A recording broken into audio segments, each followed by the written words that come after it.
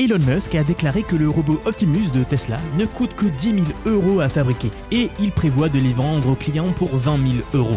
Cela signifie que pour chaque 100 000 unités vendues, Musk empoche 1 milliard d'euros.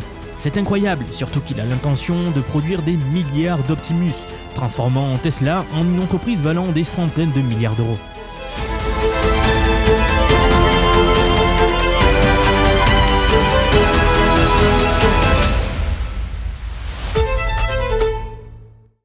Bonjour à tous. Alors comprenez bien que construire un robot humanoïde ce n'est pas juste comme assembler une voiture sur une chaîne de production. C'est évidemment bien plus complexe car cela implique de l'IA et de nombreuses choses qui ont été découvertes récemment, sans parler des 10 000 pièces qu'il faut assembler sur ce robot. Mais Elon Musk ne cesse de dire qu'Optimus coûtera la moitié du prix d'un véhicule électrique. Alors la question c'est qu'est-ce qui le rend si abordable ? Comment il a réussi à faire ça ? La réponse tient en grande partie dans un seul composant. Le cerveau du robot, la puce qui fait tourner toute l'intelligence artificielle d'Optimus. Or, il y a 5 jours, un ingénieur de Samsung a publié un post sur LinkedIn. C'était 3 phrases, donc aucune mise en scène, juste un point technique sur une puce qu'il avait aidé à préparer pour la fabrication. Mais voilà, quelques heures plus tard, le post avait tout simplement disparu. Sauf que la presse coréenne l'avait déjà repris, c'était trop tard pour lui. On apprend que ce qu'il venait de révéler, c'est que Samsung avait terminé le tape-out de la puce AI5 de Tesla. En clair, dit très simplement, c'est le mot en anglais pour dire que le design de cette puce, elle est désormais figée, verrouillée, prête à être fabriquée, quoi. Samsung peut lancer la production demain. Derrière cette annonce, vous allez découvrir que se cache en réalité le plan le plus ambitieux qu'Elon Musk n'ait jamais lancé. C'est assez impressionnant. Rapidement, je vous rappelle que si vous aimez la chaîne, n'oubliez pas de vous abonner, ça soutiendra beaucoup mon travail. Et sachez aussi que l'on a une newsletter gratuite où vous pouvez vous inscrire et vous recevez tous les jours toutes les infos à ne pas louper. Tous les liens sont en description. Bien, donc pour comprendre ce qui vient de se passer, il faut comprendre c'est quoi ce fameux tape-out. Le mot nous vient d'une époque où les ingénieurs envoyaient leur design de puces aux usines sur des bobines de bande magnétique, d'où le tape-out. Aujourd'hui, tout est numérique, mais le terme, il est resté. C'est le moment précis où un design de puce est figé, verrouillé, puis transmis à l'usine pour qu'elle commence à le fabriquer. L'équivalent de signer les plans définitifs d'un bâtiment avant de les remettre au constructeur, par exemple. À partir de là, on ne touche plus rien, on construit en avance. Il y a en fait 2 tape-out dans cette histoire. C'est pour ça que beaucoup de gens confondent tout. En avril, Elon Musk avait célébré le premier sur X. Il disait que Tesla avait terminé de concevoir sa dernière puce AI5. Le design était bouclé et l'architecture validée. Ce que Samsung vient d'annoncer, c'est le deuxième, parce que avant qu'une fonderie puisse produire un processeur, elle doit adapter le design du client à son propre procédé de fabrication bien sûr, donc à ses propres machines et contraintes. En gros, le design de Tesla, il était prêt en avril, lui. Mais l'usine de Samsung, elle est prête maintenant. Et puis, ce n'est pas n'importe quelle usine. La puce sera fabriquée à Taylor, au Texas, sur la fameuse ligne 2 nanomètres de Samsung. Personne dans l'industrie ne l'avait anticipé. Le consensus jusqu'à cette semaine, c'était que le 2 nanomètres de Samsung serait réservé à la génération suivante, donc l'AI6, pendant que l'AI5 se contenterait de nœuds plus matures. Le poste de James Kim, donc l'ingénieur dont on a parlé au début, a balayé cette hypothèse. AI5 passe directement sur la gravure la plus avancée de Samsung, une architecture appelée le Gate All-Around, où la grille du transistor enveloppe le canal conducteur sur 4 faces au lieu de 3. On passe à plusieurs dimensions. Si le sujet vous intéresse, j'ai dédié une vidéo sur ce procédé-là industriel sur la chaîne. Concrètement, ça donne moins de fuite de courant, donc une meilleure efficacité énergétique de cette puce. Pour une puce qui doit fonctionner dans un robot alimenté par une batterie minuscule, c'est pas un détail technique, on est clairement sur quelque chose qui sépare un prototype de labo d'un produit industriel que l'on peut produire en masse, donc à grande échelle. Ce contrat entre Tesla et Samsung représente 16,5 milliards de dollars signé l'année dernière. Si tout se passe comme prévu, les premières puces AI5 sortiront de la ligne de production la plus avancée de Samsung au Texas assez vite. Maintenant, la vraie question c'est pourquoi est-ce que cette puce existe ? Pendant des années, Tesla a conçu ses processeurs pour faire rouler des voitures. C'était leur cœur de métier. AI5 rompt complètement avec cette logique-là. Elon Musk l'a dit plusieurs fois d'ailleurs, il dit « Le processeur actuel, le AI4, a déjà suffisamment de puissance pour rendre la conduite autonome plus sûre qu'un conducteur humain. Les robotaxis sans supervision, qui roulent tout seuls, qui roulent donc au Texas et à Miami actuellement, semblent lui donner raison. Si AI4 suffit pour conduire, Tesla n'a pas besoin d'AI5 dans ses voitures, n'est-ce pas ? pas tout de suite en tout cas. Ici, AI5 vise deux cibles plus grandes. D'abord Optimus, donc le robot humanoïde de Tesla. Ensuite, les supercalculateurs qui entraînent ces modèles d'IA. Un aspect de Tesla qu'on oublie souvent, mais qui à mon avis va rapporter un cash flow massif là dans les mois et années à venir, avant la transition complète vers la robotique. Ce qui est contre-intuitif, c'est que un robot comme Optimus a besoin de plus de puissance de calcul qu'une voiture. Quand une voiture roule, son environnement est codifié. Elle suit des routes balisées, un code de la route assez clair, avec des règles claires que tout le monde respecte. Enfin, en théorie, n'est-ce pas? Mais un robot humanoïde, lui, il doit évoluer dans des espaces beaucoup moins prévisibles. Aujourd'hui, c'est une usine, demain, ce sera un entrepôt, et à terme, ce sera votre salon. Il attrape des objets, il contourne des gens, il réagit à des situations qui changent en permanence.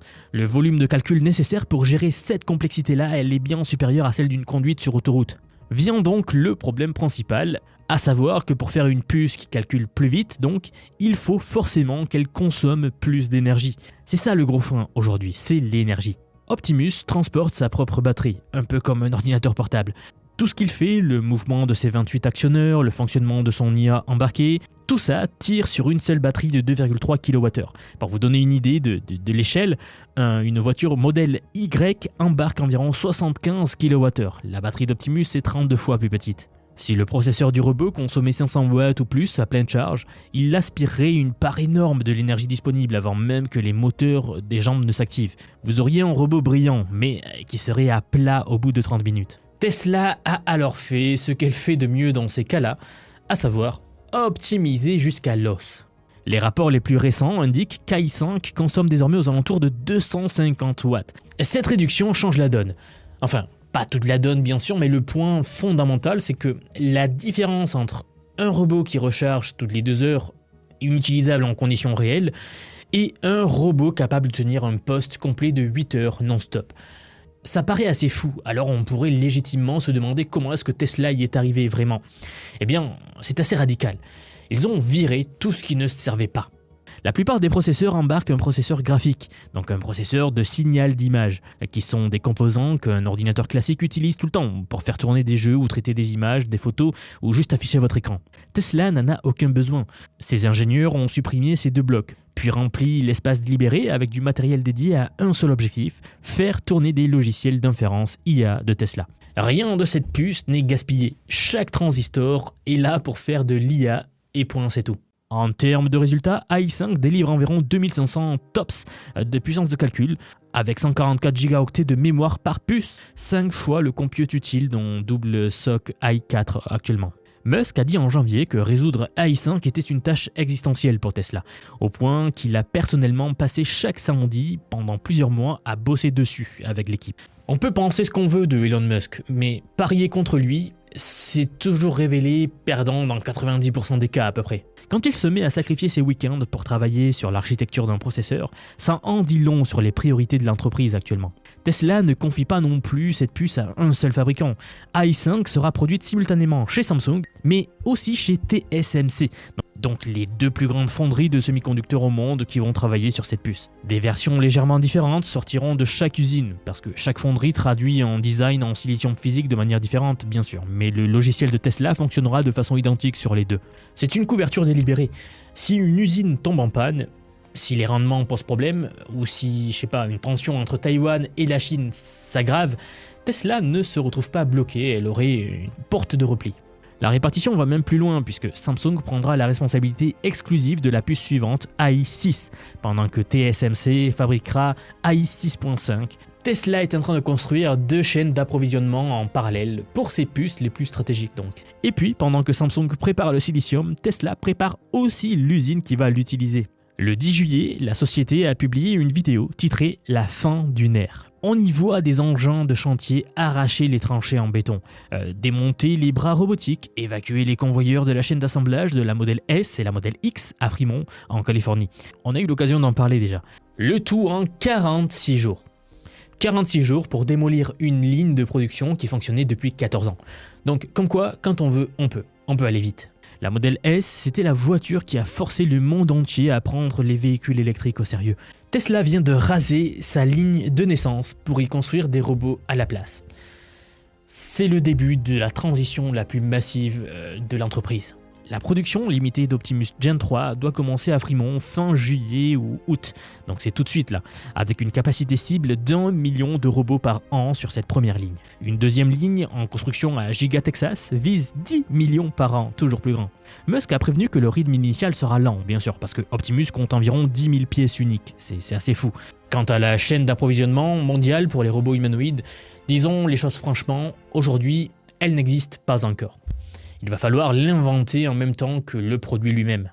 AI5 n'est d'ailleurs qu'une étape sur une feuille de route bien plus longue.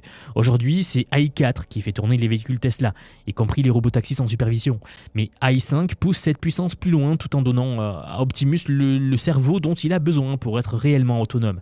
La génération suivante, donc l'AI6, nous est présentée comme allant encore plus loin sur Optimus.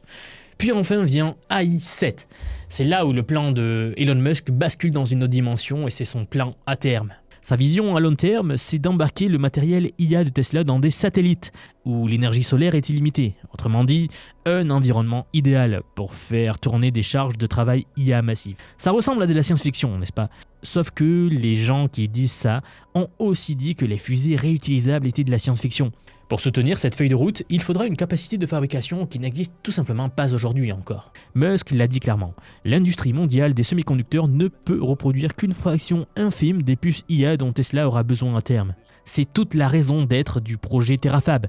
Tesla, SpaceX, XAI, Intel, tous réunis pour construire au Texas une usine d'environ 9 millions de mètres carrés.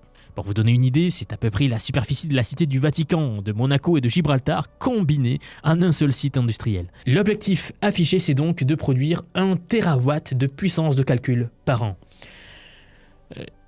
Le double de ce que les États-Unis consomment actuellement. C'est complètement fou l'échelle qu'on vise actuellement pour faire fonctionner tout ça. C'est démesuré. Alors maintenant, bien sûr, regardons l'autre pendant de l'histoire froidement aussi, parce que les jalons industriels, c'est encourageant, les objectifs aussi, mais le calendrier mérite d'être regardé en face. Les échantillons d'ingénierie d'AI5 sont attendus pour fin 2026. La production en volume ne démarrera pas avant mi-2027 au mieux. Tesla a besoin de plusieurs centaines de milliers de cartes AI5 terminées, stockées en bord de ligne, avant de pouvoir basculer ses chaînes de production. Ce tape-out arrive presque 2 ans après que Elon Musk avait promis que AI5 serait dans les voitures. Le Cybercab se lance sur du matériel AI4. Le calculateur intermédiaire AI4.5, avant le AI5, est glissé discrètement dans les nouveaux modèles Y. Les timings de Musk sont rarement les bons. Ces directions, en revanche, je vous le disais, elles ont une tendance assez nette à se concrétiser. C'est juste qu'il annonce souvent les choses beaucoup trop tôt. Mais ça finit toujours par arriver, d'où la fameuse citation très connue dans l'industrie qui dit « Never bet against Elon Musk », ne jamais parier contre Elon Musk, parce que ça se retourne toujours contre vous.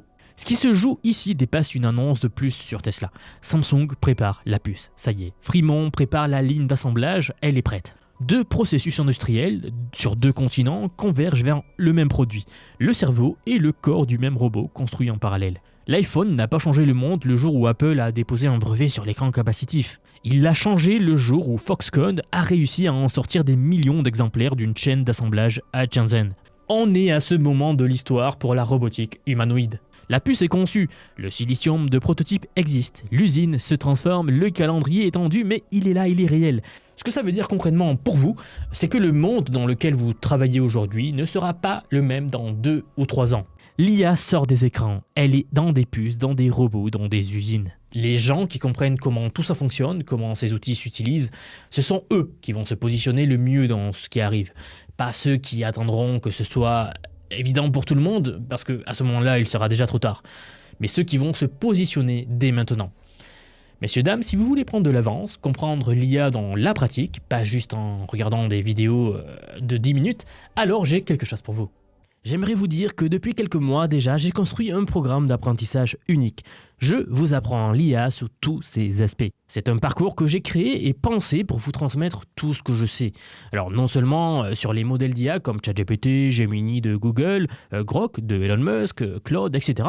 Je vous montre en fait et surtout la manière de les intégrer concrètement dans votre vie, dans votre travail, dans vos projets. Et ce que vous soyez salarié, indépendant, entrepreneur ou même à la retraite. Car oui, nous avons beaucoup de retraités dans la communauté et ils utilisent l'IA au quotidien. J'ai récemment sorti la plus grosse mise à jour à ce jour de la formation. Ça fait un petit moment que j'en parlais, mais ça y est, elle est là, elle est en ligne. C'est un module entièrement dédié à l'automatisation par IA, donc en utilisant N8N. Autrement dit, la création d'agents IA, donc des espèces de salariés virtuels qui vont travailler pour vous et tout faire pour vous. En somme, vous faire gagner des heures et des heures et des heures. Vous êtes déjà plus de 6 à 7 000 à avoir rejoint ce programme, donc merci pour tout ce soutien. Et enfin, sachez qu'il n'y a pas besoin d'être développeur, pas besoin d'avoir un profil technique. Je vous prends par la main et pas à pas, avec des leçons vidéo claires, des cas concrets pratiques, on voit tout ce qui touche à l'IA. Dernier point, mais pas des moindres bien sûr, si vous nous rejoignez aujourd'hui, vous aurez accès à toutes les évolutions du futur. Sans surcoût, accès illimité à vie à tout ce que je veux vous apprendre. Donc aujourd'hui, c'est un paiement unique, ce n'est pas un paiement mensuel, c'est juste un paiement unique et vous aurez accès à vie à toutes les mises à jour que je vais faire en permanence et que je fais en ce moment même d'ailleurs. Donc si cela vous intéresse, vous avez les liens en dessous de la vidéo, donc soit en description, soit en commentaire épinglé pour nous rejoindre. Dans tous les cas, moi, je serai très heureux de vous accueillir dans le programme Vision IA. Si vous êtes encore là, merci d'avoir regardé cette vidéo jusqu'au bout et je vous dis à très vite pour la prochaine vidéo. À bientôt.